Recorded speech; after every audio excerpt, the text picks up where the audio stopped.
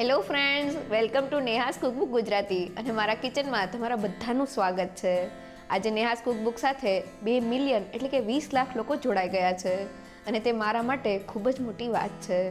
તો આ સમયે હું તમારી સાથે નેહાસ કુકબુકની જર્ની એટલે કે અમે કેવી રીતના વિડીયો સ્ટાર્ટ કર્યા, સાથે અમે કેવી રીતના વિડીયો શૂટિંગ કરીએ છીએ અને અમારું એક સ્પેશિયલ કિચન સ્ટુડિયો અને તમારી સાથે ઘણી બધી વાત શેર કરવાની છે. તો ચાલો શરૂ કરીએ.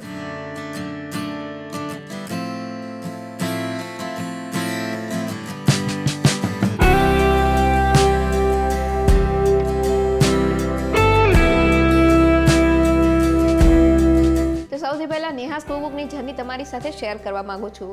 આ ચેનલ હું અને મારા હસબન્ડ અમે બંને ચાલુ કરેલી હતી, જેમાં હું રેસિપીનો વિભાગ સંભાળતી હતી જ્યારે એ એડિટિંગ અને વિડીયોગ્રાફી કરે છે.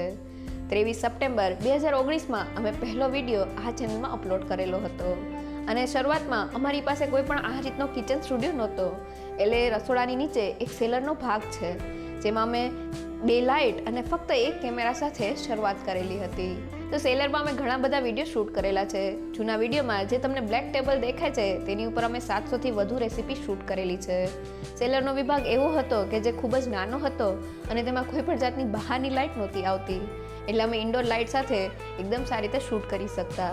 સાથે જે શરૂઆતમાં ઇન્ટ્રોનો ભાગ આવતો તે અમે અમારા બેડરૂમમાં એક ખાલી હોલ આગળ હું ઊભી રહીને શૂટ કરતી અને તે સમયે અમે અમારી સેલરની લાઇટને ઉપર શિફ્ટ કરી અને તેની સાથે શૂટિંગ ચાલુ રાખતા.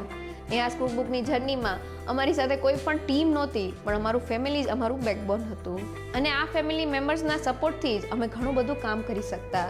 અને જ્યારે નેહાસ કુકબુકને 1 મિલિયન સબસ્ક્રાઈબર કમ્પ્લીટ થયા ત્યારે અમારા જ ઘરના ટેરેસ ઉપર અમે આ કિચન સ્ટુડિયો સેટઅપ કરેલો છે.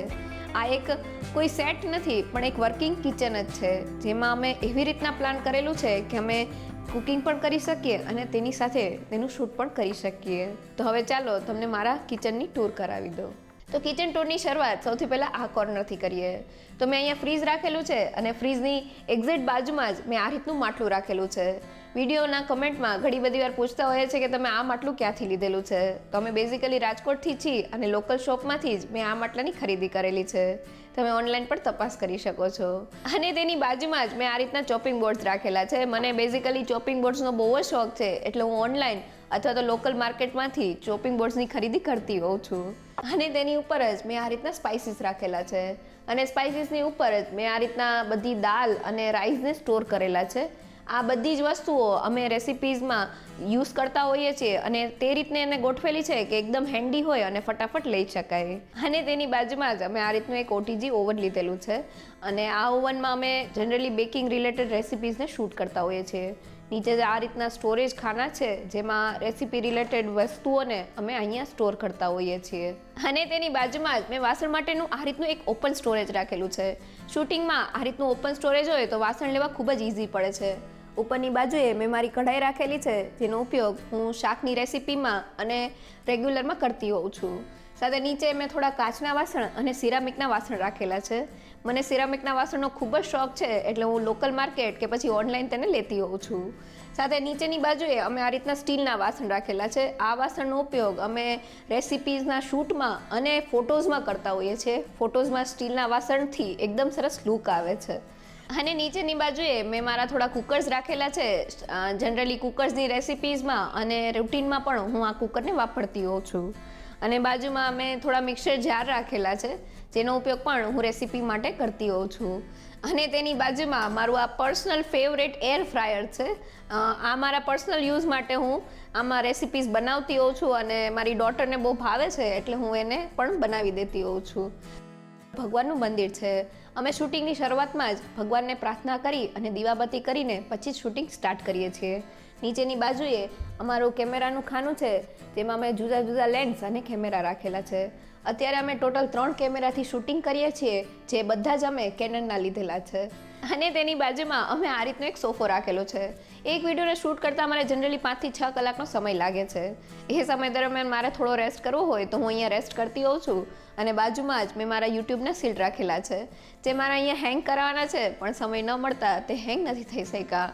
અને હવે હું તમને સ્ટુડિયોનો એવો કોર્નર બતાવું કે જે જનરલી મેસી હોય અને વિડીયોમાં નથી દેખાતો હતો. તો આ એ એરિયા છે કે જ્યાં અમે લાઇટિંગ રાખેલી છે. થોડા ટ્રાયપોડ્સ પણ અહીંયા રાખેલા છે. અમારી પાસે ટોટલ 2 થી 3 ટ્રાયપોડ્સ છે. અને આ જે છે એ અમારી ફોટોગ્રાફીની લાઇટ છે. અને બાજુમાં અમે આ રીતના 2 પીસી રાખેલા છે. વિડીયો શૂટિંગ દરમિયાન જે અમારા કેમેરામાં શૂટ થતું હોય એ આ પીસીમાં દેખાતું હોય છે, જેનાથી અમે બાઉલને પરફેક્ટ સેટ કરી શકીએ છીએ. અને આ સાઈડ પણ આ રીતનું એક મોટું ટીવી રાખેલું છે. તેમાં પણ અમારું જે શૂટિંગ થતું હોય તે અમે જોઈ શકીએ છીએ. અને આ બાજુ અમારો આઉટડોર એરિયા છે. અહીંયા વાતાવરણ એટલું પ્લેઝન્ટ હોય છે કે કામ કરવાની બહુ જ મજા આવે છે. અહીંયા મેં થોડું આર્ટિફિશિયલ પ્લાન્ટ્સથી ડેકોરેશન કરેલું છે. અને શૂટિંગ વખતે અમે ઘણા બધા સીન અહીંયા પણ શૂટ કરતા હોઈએ છીએ. અને આ મારું પ્લેટફોર્મ છે. અહીંયા મેં આ રીતનો એક પોર્ટેબલ ગેસ રાખેલો છે, જે મને ઘણી બધી કમેન્ટ્સમાં પૂછતા હોય છે કે તમે આ ગેસ ક્યાંથી લીધો, તો મેં આ ઓનલાઈન લીધેલો છે. અને અમે આ પોર્ટેબલ ગેસ એટલે રાખેલો છે કે પછી અમારે અહીંયા બીજી વસ્તુનું શૂટિંગ કરવું હોય તો અમે ગેસને ઇઝીલી મૂવ કરી શકીએ. અને એની સાથે અમે ઉપર આ રીતના એક સિસ્ટમ લગાવેલી છે, જેની ઉપર અમે ઓવરહેડ વિડીયો જે શૂટ કરીએ છીએ તેનું અમે અહીંયા કેમેરાને હેંગ કરી શકીએ. અને કિચન સાથે જ આ રીતનો એક રૂમ અટેચ છે. અહીંયા મારું લેપટોપ છે. હું આની ઉપર કામ કરું છું અને રેસિપીઝ કઈ લેવી તે ડિસાઈડ કરતી હોઉં છું. અને બાજુમાં જ મારી ડોટરનું લેપટોપ છે, તે પણ મારી સાથે જ કામ કરતી હોય છે. અને અહીંયા તેની થોડી બુક્સ રાખેલી છે. અને વિડીયો શૂટ થયા પછી પણ ઘણું બધું કામ રહે છે. વિડીયો એડિટિંગ મારા હસબન્ડ ઓફિસે જઈને કરે છે અને તે એડોબી પ્રીમિયર પ્રોમાં કરે છે અને ફોટોશોપમાં તેના ફોટોઝ રેડી કરે છે. સાથે હું ઘરે વિડીયોનું રેકોર્ડિંગ કરું છું. અને લાસ્ટમાં જ્યારે વેબસાઇટ કમ્પ્લીટ થાય ત્યારે એક વિડીયોનું કમ્પ્લીટ કામ કરતાં અમને ઓલમોસ્ટ 12 થી 13 કલાકનો સમય લાગે છે. આજે નેહાસ કુકબુકને 4.5 વર્ષ પૂરા થઈ ગયા છે. અને આ 4.5 વર્ષ ક્યાં વયા ગયા તે ખબર જ ન પડી. અમે બંને આ ચેનલ સ્ટાર્ટ કરી હતી અને આજે 20 લાખ લોકો અમારી સાથે જોડાઈ ગયા છે.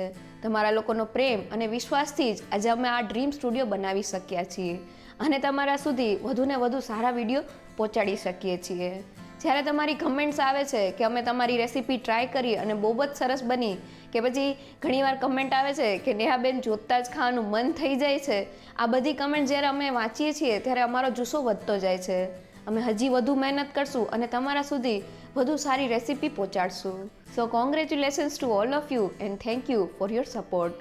Stay happy, stay healthy and eat tasty.